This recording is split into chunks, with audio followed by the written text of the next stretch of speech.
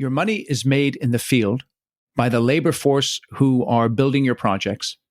And therefore, it is essential that their physical and mental well-being is optimized. And that's what we're going to talk about today on this week's episode of Construction Genius. My guests are Vivian Burgnon and Sebastien de Ghellink. In collaboration with the Princeton University, they have created the Construction Wellbeing Initiative. Their company is Skill Signal. They're the founders of that company, and they've collaborated with Princeton University to create this initiative, which is aimed to collect, analyze, and compile field-tested well-being interventions into an online public repository to help increase the physical and mental well-being of construction workers on job sites. So that's what we're going to talk about today. I know you're going to find this conversation useful, very interesting, and provocative. Thank you for listening to Construction Genius. This is Eric Anderton, and you're listening to Construction Genius, a leadership masterclass. Thomas Edison said that genius is 1% inspiration and 99% perspiration. If you're a construction leader, you know all about the perspiration, and this show is all about the 1% inspiration that you can add to your hard work to help you to improve your leadership. Vivian, Sebastien, welcome to Construction Genius. Thanks for having us, Eric. We're really excited to be here. Hi, Eric. How are you today? It's a pleasure. I know that you guys have a particular passion and focus that is extremely important. It's the Construction Wellbeing Initiative. And so I'd just like to kick off right away, Vivian, by asking you, what is the Wellbeing Initiative? Yeah, so over the summer, Sebastien and I were accepted into a fellowship program with Princeton University's Kahneman-Treisman Center for Behavioral Science and Public Policy. So what that means is that we are considered what they call associate practitioners in residence. And out of it, we started the Construction Wellbeing Initiative, or CWI for short. And through this initiative, we are really looking to understand the sources of mental health crisis that's really plaguing our industry, to compile industry experience and analyze field-tested solutions that will increase the physical and mental well-being of construction workers on job sites and around the nation. Our team plans to publish a comprehensive online repository of these interventions, which could be used as public resources available to anyone desiring to increase the physical and mental well-being of construction workers on their job sites and within their organizations. As you've been diving into this, what are the sources of mental health issues in construction?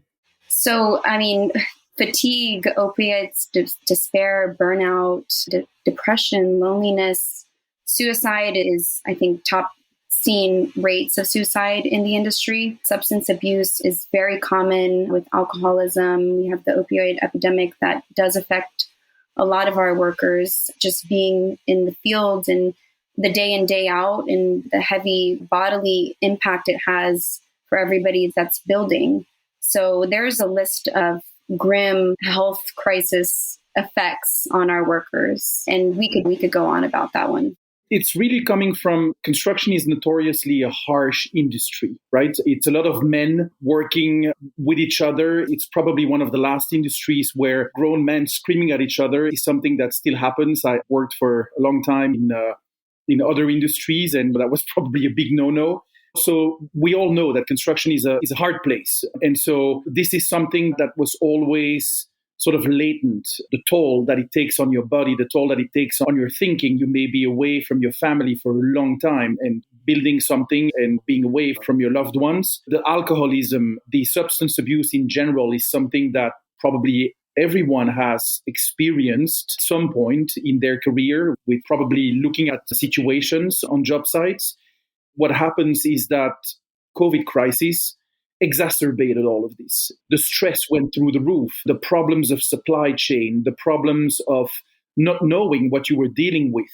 With COVID, if you remember in March 2020, when this all started, we didn't know how COVID was being transmitted. Was it transmitted by touch? Was it transmitted only by those droplets that everyone was talking about? So it was an extremely stressful situation. And so those sources of mental health breakdown, whether it's burning out or full depression to people really thinking to harm themselves is something that has become much more talked about, I would say. So as you were going through that list, Vivian, you mentioned things like fatigue, loneliness, despair, and then you mentioned things like opioid abuse, substance abuse, alcoholism. So as a construction company owner, it seems like those two things would drop into different boxes. And let me explain to you why. Because I'm going to test my guys for drugs. Now, I know there's some that I can't test, but I may be looking to remove some of those people from my company because I can't have them on my job site because of the safety issues. And that can't work here if you're doing whatever that is, that X thing. But then there's that other bucket of stuff, which can be related, of course, but is also distinct in the sense that it's a human thing that people experience regardless of whether they're abusing substances as a result of that, perhaps. So how should a construction company approach that distinction in terms of how I just described it with, in certain cases, if you're doing this, you can't come to work here anymore. Do you know what I mean? Yeah, I mean, I definitely think it's got to be a top-down approach to start there. And I think a lot of it stems from just the sheer culture on the construction site. I think we've built this culture, as Sebastien had said, it's very machismo, it's rough. And the workers are working like slaves. I mean, you're working 7 days a week, 10 to 16-hour shifts to the bone, day in, day out, in harsh conditions. And that's just the part of the culture. That's just accepted that this is construction. This is what needs to get done. And that's part of it.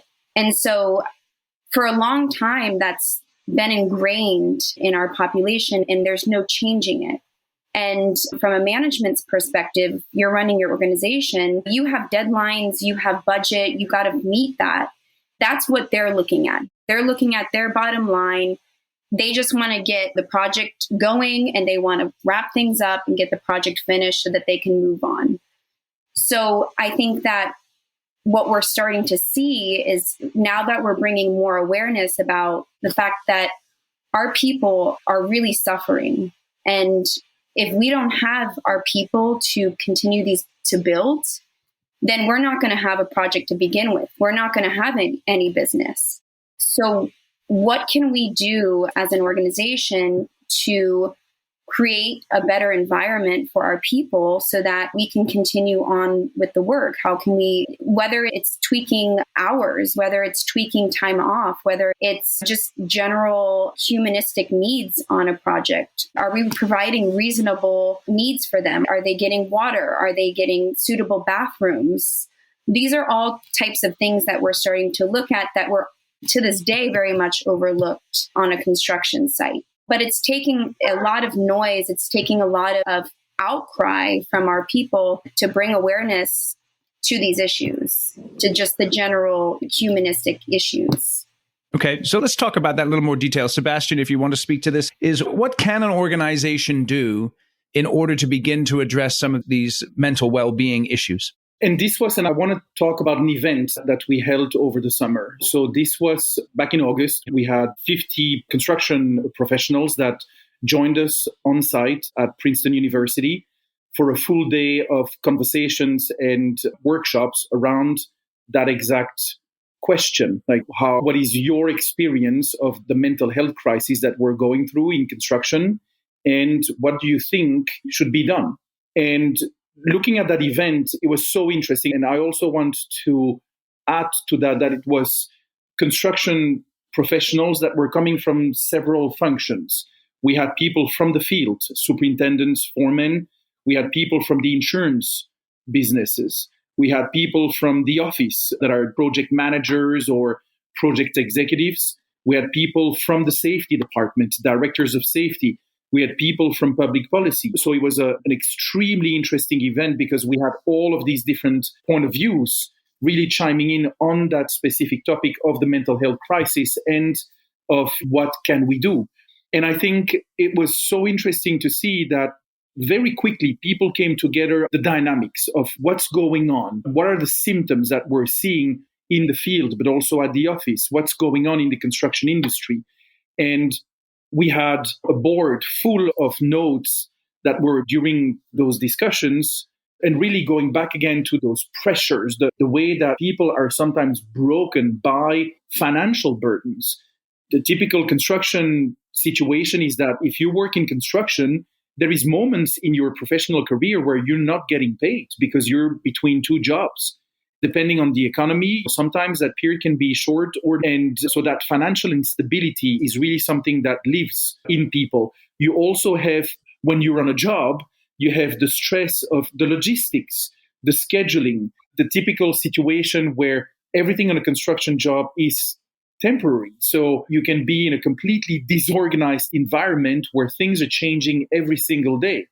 And add to that the supply chain problems that we had. Add to that changes in design or changes in requirements. And you really can go into some very stressful situations at every single level, from superintendent down to the individual trade worker who needs to execute the work. And we started to touch upon that as well, but those personal pressure points. When you get on a construction site, you become a different person. You're a construction worker. No, you come to that job and you bring your family problems with you. If you have someone at home who is sick, someone at home who is unwell right now, I mean, all of these things are working on your mind while you're executing that reasonably dangerous work of building. Really, it was so interesting to see how those symptoms and that dynamic that we're seeing across financial pressure, logistics pressures, personal pressures on anyone who is in construction. I think people really understand them and understand them even to a personal level because most of the people had experienced them themselves. Can I ask you something about that real quick? Sure, of course. I just keep coming back to this in my mind. It's kind of like one of these gangster films, right? Where you have this movie about the mob or something like that. And there's a scene in the movie where the guy's like, well, this is the life we've chosen and this is the way it goes. You know what I mean? Or like, I'll give you another one. It's like sports. Think about like American football, for instance, which is basically modern gladiators. And they do incremental things to try and improve the players' safety. But the fact is, if you're going to play football, you are going to suffer a physical and mental toll as a result of that. So with construction, the financial aspect of it, with the uncertainty, especially for the labor pool, I understand that. The logistics, that's just part of the gig. Sometimes there's these things that are out of your control and they're out of the control of the owner of the business. So as an owner of a construction company, where can I have the most impact in terms of beginning to address some of these well-being issues? I think those two analogies that you made with sports, I think that's right on. But you can see what happened in sport lately and in football in particular is that we started talking about concussions, right?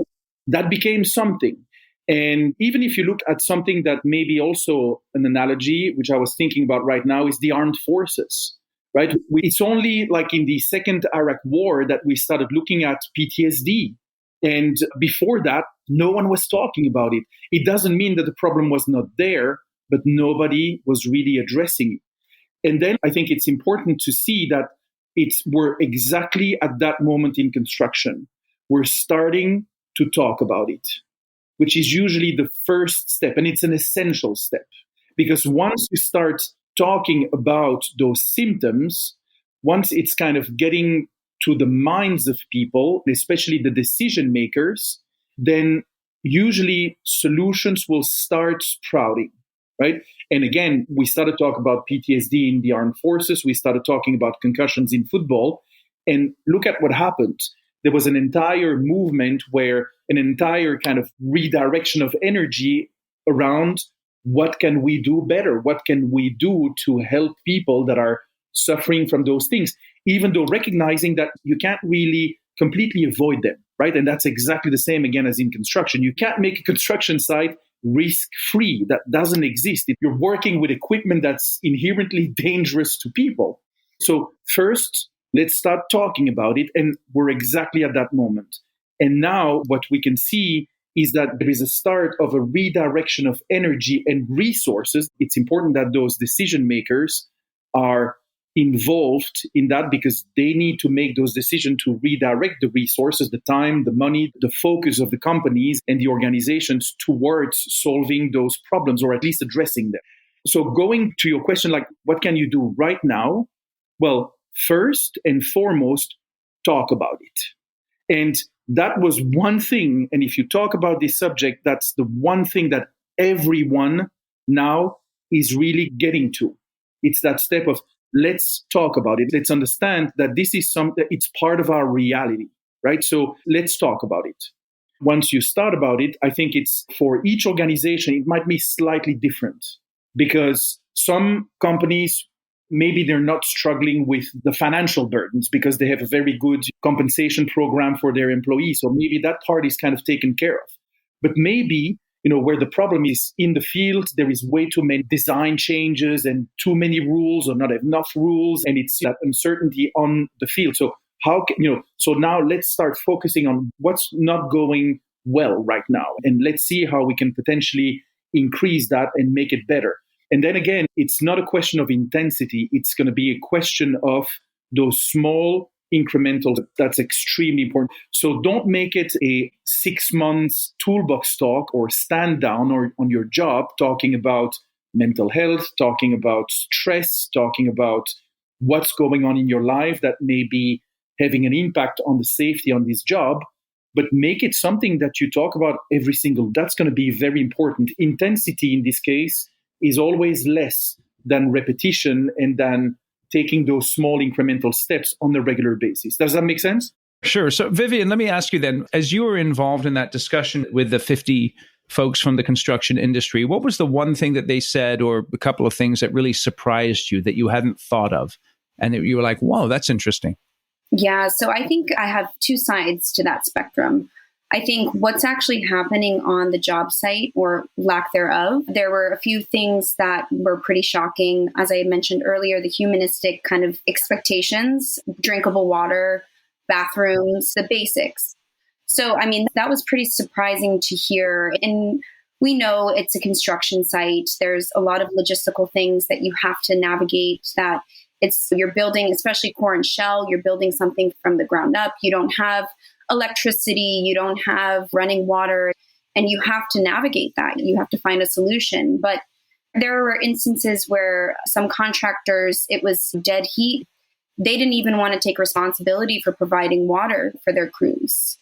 And there was a cost associated with it. That was really disheartening to hear. On the flip side, I think were interventions. So there are companies out there that are already taking a lead in promoting well-being on the job sites, and they are implementing pilot programs for weekly oil changes for their crews, haircuts. They're bringing barbers on site because they know that their schedules involve 16-hour days, 6 to 7 days a week, and they don't have time to do their basically human needs. And so that was really heartening, and we were very happy to hear that this is making waves. There are organizations out there that are really looking at this and care about their people and want to pilot some of these programs to see the feedback and see if that moves the needle. So those were definitely a few things I think that we were surprised about, and we're continuously looking and exploring those interventions, is what we call them, on site. So that's one thing that we're doing with the Construction Wellbeing Initiative, is collecting information on interventions that are actively being piloted or deployed on job sites or within organizations. We're also looking for content. So if anybody has content to share what they've seen, and this can be beyond the UK, they're about a year or two ahead of us in the States with their interventions and just the overall awareness of the mental health crisis in construction. And so they're doing a whole lot over there. I went to a conference, a London Build, last year, and there were several roundtables and panelists that were discussing the well-being. And I think a lot of it came from the pandemic. The pandemic really served as a catalyst to promote just the overall conversation of everybody's experience on some level a mental health crisis. And what can we do about this? Talking about it, as Sebastien said, is really that first step. So now it's kind of about the interventions and the actionable steps to change or move the needle. Hey, this is Eric. Just a quick break here in the middle of our conversation. Hope you're enjoying it. Let me remind you, go out and purchase yourself a copy of Construction Genius. It's all about leadership, strategy, and sales and marketing in a construction company and the well-being of your workforce is definitely a leadership initiative. And if you read this book, you'll learn more about how to be an effective leader in a construction company. So you can go out to Amazon, you can purchase the book there, or if you want to learn more about the book, go to my website, constructiongeniusbook.com. I know many companies, what they do is they purchase copies of the book for everyone in their leadership group. They read a chapter a week and then have a discussion about it. That can be an extremely effective way to get the most out of the material. So again, go out, grab yourself a copy of the book, get copies for your leadership team, and improve your leadership in your organization. Now back to our interview with Sebastien and Vivian. So as you're having this discussion, then, what is the biggest source of pushback that you get from the company owners and executives? Because again, I hear what you guys are saying, but then I'm thinking about my job as a construction company owner is to bring the right people into the right positions. And part of that process is I'm looking to identify the guys and gals who maybe not be a fit because they don't have their shit together in their personal lives, right? And so I'm not going to bring that guy into my business, and I'm not responsible for that. So where's that pushback part from the construction company owners and executives? So interestingly, there is not a lot of pushback. I get your question. Recruiting is an essential function of a company. Getting the right people in the right function is essential.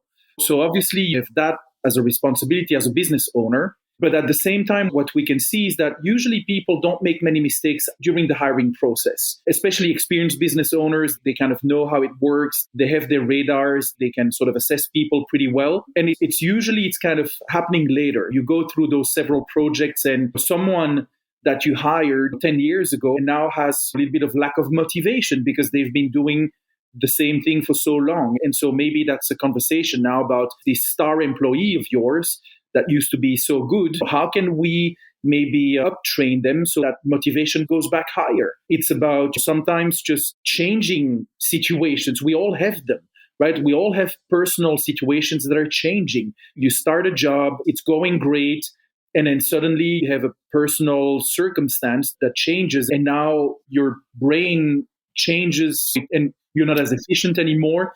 And so I think when we're looking at those situations, we don't see essentially a lot of pushback necessarily, which is great. And I think this is something that Vivian and I love so much about construction. And both of us grew up in real estate and construction, and so we understand it pretty well. But in construction, there is this sense of family, right? I mean, there is so many of those companies are family owned or even employee owned. It's more than if you're working at Shell or Disney. You have that sense of belonging because you're actually part of the family or you're part of the shareholders of the company.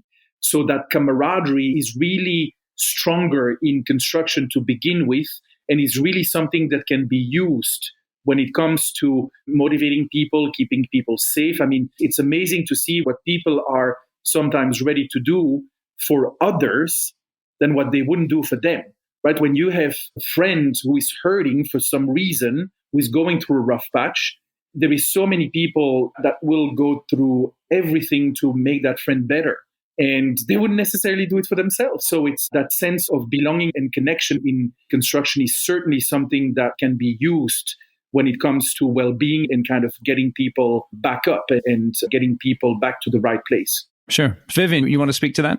Yeah, and I think I love what Sebastien said, but I think there also is a reality of the responsibility for who's going to own the well-being on the job site. Is it the owner that's going to be responsible for it? Is it the superintendent? Who's really going to own, I guess, the leadership for that?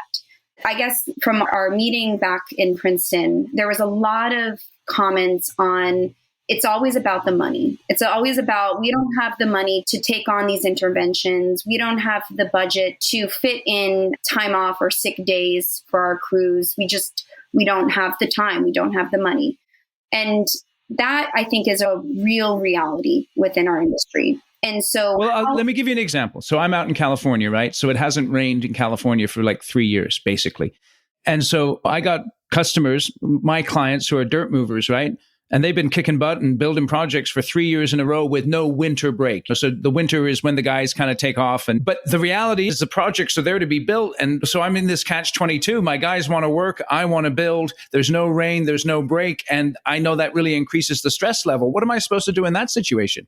That's what we need to figure out. I think that we're really looking at these alternative interventions and to see what kind of putting everything together and seeing what we can kind of do, especially when we have circumstances that are out of our control. I mean, those are circumstances that are really, you can't change the weather. So I think that's what we're trying to establish is kind of a standard of different types of interventions that involve low to medium to high involvement, and also as monetary resources. And you can do things as minimal as handing out stickers or bringing your crew out to lunch and treating them to lunch once a week or twice a month. Really looking at larger, I guess, more costly interventions, such as bringing trick health screening, a company on board to do health screenings for your crew to establish just that level of care. Obviously, that takes more resources and more involvement, but that's what we're trying to look at. We're trying to see and to establish, I think, a set of standards and even just a set of options for companies, depending on their size, what they can contribute to the well-being of their crews. And so that's certainly an ongoing process for us. And again, those small incremental steps or those small steps that you're taking are, again, much more important than getting them 1 week to Disney World, right? So it's not talking about that. It could be, it's around diet and nutrition, but it's also recognizing that, look, yeah, I mean, guys, we all want to work. There is plenty of work, but we also need to recognize that we've been working now nonstop since several months, and we need to take a break because at some point, otherwise, it's the efficiency is going to slack off because you can't do that forever. It's the diet and nutrition. We had one client actually who was telling us that they now, when they come to a new job, they build basic tables and benches and bring some chairs so that people don't need to take their lunches on sitting on nail boxes. And they've told that has changed a lot of things. And now the table has a basket of fruit and they're constantly kind of looking at how can we make those small steps. And again, like buying a dozen apples is not going to break the bank for anyone. So again, it's those small incremental steps where you can say like, look, we're going to take a daily lunch break, everyone, half an hour. That's not going to make or break anything, but it will, over the long haul, it will make sure that people can take those breaks, are being taken care of. As Vivian was saying, bringing in people that can help them with haircuts or just oil changes so that they don't need, when they get off the job, after working for hours, they don't need now to kind of think about making an appointment at the barber or at the car shop and still have to do that as well. So we're talking about these kinds of things. We have clients, you were talking about weather as well, clients who put fans on jobs when it gets really hot. They have a place where they build shades and they have cold water coolers, actually. And again, these are small steps, but they make a difference. And that's essentially what we're trying to see. And what Vivian was saying, we're really trying to collect those small initiatives that people have tried out, tested out, and have worked or maybe haven't. And so that's exactly where we are right now in that research, really checking, because we don't want to reinvent the wheel. So it's more about trying to find out and putting those bottles in the sea, going into the world and trying to see if people can write back about, we had a very hot summer, we had an unusually rainy winter. This is what we did to make our people feel better and not completely desperate about those situations. So that's really what we're doing right now, getting those submissions, and it's going pretty strong. And the goal of the entire exercise is to kind of categorize those interventions, big interventions, small interventions, categorize them, tag them, so that at some point we can put all of that online, and people that are interested in these interventions don't need to think about what should I do to make it better, but they can just go and see what potentially has worked for other firms already and make it happen much faster. So that's interesting how you're actually soliciting real world examples of how well-being is being improved. And then you're collating those together into an online resource where people can tap into it and pull specific strategies for themselves and their businesses. That's exactly what we're doing. Again, the crossroads now where people are talking about it. We're convinced that people are going to start acting on it and making those decisions and redirect those resources. So let's make sure that when they're starting to do that, they don't feel like they're now in front of something that's where do I start? Well, here is a resource, public resource for free. Just go and check it out. And maybe you'll find some ideas that will work for you as well, because they've worked for other people as well. So that's exactly what we're trying to do here. Yeah, that's excellent. So tell me, what is the length of this initiative going to be? How long are you going to be collecting the information before you publish it? Is it an ongoing thing? Tell me a little bit more about it. So it's certainly ongoing. We joined Princeton in July officially, and it's a 1-year-long fellowship program. So we have 1 year with Princeton, but that doesn't mean that's going to stop. This initiative is going to stop after that 1 year. Our current process is we've had several roundtables, really joining all of those that want to participate in this initiative, gathering as much information as we possibly can from those other companies and their leaders. And we're now in the repository creation phase. So we've collected several submissions from the interventions and the content, as I mentioned, and we're evaluating. So we're starting to evaluate those submissions. We're still collecting submissions. So for all of those that are listening, we'll certainly share more on how to submit. But in this evaluation phase, we're using Princeton's partnership with their team of researchers and behavioral sciences department to go through each submission, each intervention, and evaluate and assign a level associated with that. And when you say a level, you're talking about the low, medium, high. Is that what you were saying? Correct. Yeah. Of involvement also associated with that. Yes. And then I believe by Q2, so hopefully May at the latest. Of 2023. Of 2023, we're looking to have this published. So that's really our goal. Before we have the 1 year mark with Princeton, we're going to have that published and ready to go. And obviously, we're going to continue to speak about the initiative and raise awareness around it and to build on this public repository, because I think that things will still come up from now until then. So we're looking at May 2023 for availability on it. Let me ask you this real quick, though. Based upon the work you've done up to this point, what are 2 or 3 action items a construction company owner or senior executive should immediately take to increase the well-being of their labor and office workforce? Vivian, if you don't mind, I'll go first. I think the most important thing is to talk about it. It's not to put it under the rug and tell people, hey, man up, we have a job to do. Because you can do that for a while, but at some point, people have breaking points. So I think it's a start actively kind of thinking of how you can go when you're visiting a job site and asking people, how are you doing? What's going on? And I think if you do it every single time you stop by, you will start getting genuine answers from people. They will really tell you what's going on. So that, I think, right now is the most important thing. And again, that's coming from all the conversations we're having with everyone that's kind of looking into this field, is talk needs to come first.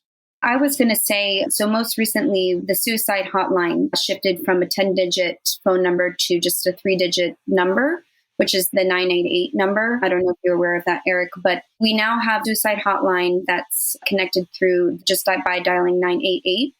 And we have several of our clients that are actively posting posters on this suicide hotline number. We've gotten feedback from them that it has made a difference, that there's already been individuals that have used that, and it's likely because it's been available for them to see.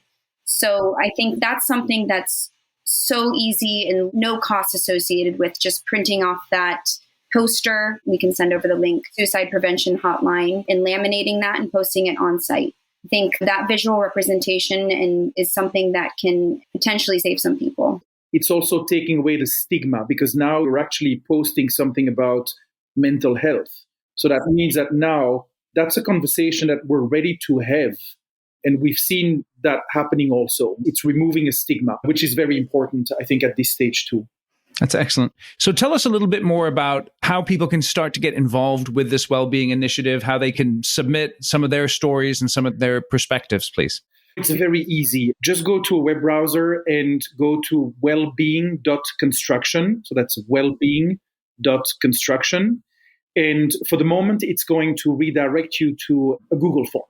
And that's where we are asking people who are interested in this subject to submit their stories, submit their interventions, anything they've tested out at any level, superintendent, project manager, company-wide, it doesn't matter. But that's really what we're doing right now.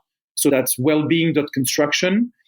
We are also in the process of already gathering some high-level information that we would like to share with people sooner rather than later. So we will also use that link, wellbeing.construction, to start posting more information. So that's going to be the link going forward. Wellbeing.construction then is the key link. Excellent. Vivian, anything else that you want to say there on the contact aspect or anything just wrapping up here? I think Sebastien covered it. We're collecting those submissions. I think that's definitely where we stand. If you want to just talk to us, kind of pick our brain about anything, we're all ears. You can contact us at our email, which Eric, I think, will share that. Yep. It'll be in the show notes. Yeah, absolutely.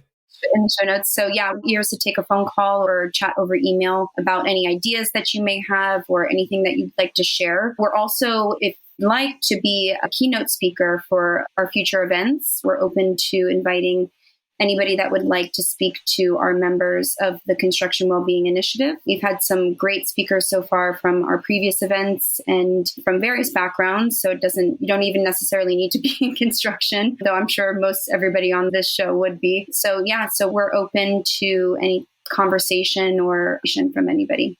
Excellent. Excellent. And just before we go here, I know this is not necessarily your day job that you're doing. Tell us a little bit about the company that you guys are involved in, Skill Signal, please. So Vivian and I are the owners of Skill Signal. We started the company right before the pandemic. So that was at the end of 2019. And Skill Signal is really, it's a whole safety, compliance, and risk control platform based on mobile apps that we have designed. It's going really strong. We have about 50,000 people that are using the platform now. It's all around making sure that when people are coming to your job site as a GC, for example, that people will be able to access all of your safety orientation materials in several languages, that they'll be able to be informed of what's going on in terms of safety on your job, get to know your rules, being able to access your forms, and really giving all of that data back to the GC, who are usually our clients, and really making people more, giving you the advantage as a GC to be 100% compliant with everything that's happening on your job site.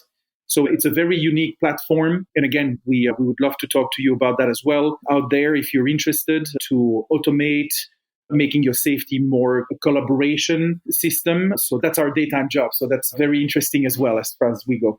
Awesome. Vivian, anything you'd like to just close with here as we're wrapping up the interview? I just want to thank you, Eric, for bringing us on. I mean, we're so passionate about construction and really the safety of our people. And I think we had mentioned that both Sebastien and I come from construction backgrounds, families being in construction. So this is really what we've known, and to be able to continue to share our message and really amplify our passions. We're really fortunate to be here with you today and to speak to your audience and to share that passion with everybody. Well, it's tremendous. I'm very glad that you both came on. I think that this is a subject, like you guys say so well, that we have to talk about. And we have to think about those interventions that we can make that will have an impact. And it's not something that you're just going to wave a magic wand. We're not talking magic pills here. We're talking about something that's hard work because of the nature of the business, but incremental steps do need to be made. So really appreciate Sebastien, Vivian, both of you putting time and energy into this well-being initiative. So thanks for coming on the show here today. Thank you, Eric. Thank you for having us. Thanks again for listening to Construction Genius today. Hope you enjoyed my conversation with Sebastien and Vivian. Keep in mind that website that they mentioned, wellbeing.construction. You can go out there and you can submit some of your field-tested well-being interventions. And those can be part of the compilation of the online public repository to help increase the physical and mental well-being of construction workers on job sites. Of course, check out their website at skillsignal.com and contact them with any questions that you may have about the initiative. It's something that's going to be an ongoing discussion in the construction industry, a worthwhile discussion, and I hope that you will choose to participate in that. Thanks again for listening to Construction Genius today.